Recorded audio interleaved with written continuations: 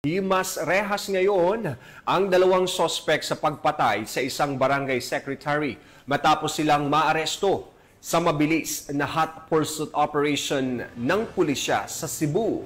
Tinutukan niya ni Patrolwoman Judith Nicanor. Hawak na ng kapulisan ng Dumanhog ang dalawang sospek sa pamamaril at pagpatay sa isang barangay secretary sa mismong tahanan nito sa Purok 5 Barangay Tubod, Duguan, Dumanhog, Cebu nito lamang nakaraan. Kinilala ni Police Captain Eden Rex L. Baguio, Officer in Charge ng Dumanhog Police Station, Cebu Police Provincial Office, ang barangay secretary na biktima na si Celsa, 62 anyos na residente na nabanggit na lugar, habang ang dalawang suspect na sina Esteban, 51 anyos at Conrad, 35 anyos na residente rin ng naturang lugar.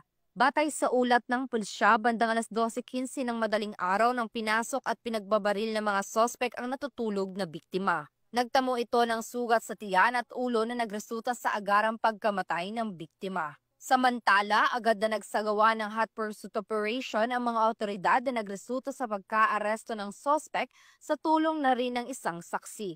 Kasalukuyang nasa kustodiya ng Dumanhog MPS sa mga sospek at maharap sa kasong murder. Magandang araw sa ating lahat. Ako po si Police Captain Eden Rex Baguio, Officer in Charge ng Dumanhog Municipal Police Station.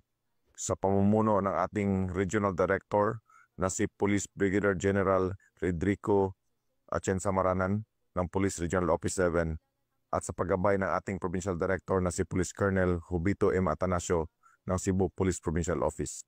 Ang buong puwersa ng Dumanhog Municipal Police Station ay taos-pusong nakikiramay sa pamilya at mga mahal sa buhay ni Ginang Celsa. Ang kanyang sinapit ay isang malupit at walang saysay na karahasang labis naming kinukundina.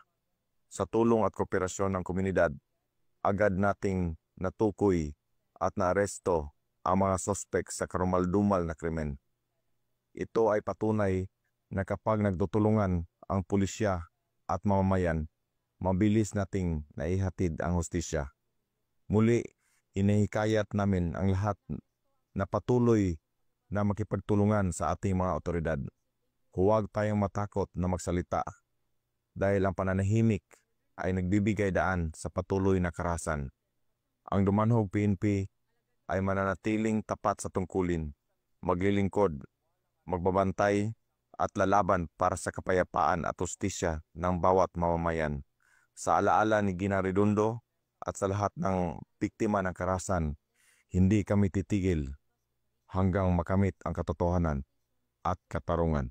Mula dito sa Central Visayas, ako ang inyong Police News Network Correspondent, Patrolwoman Judith Nicanor, alagad ng batas, tagataguyod ng Balitang Pulis.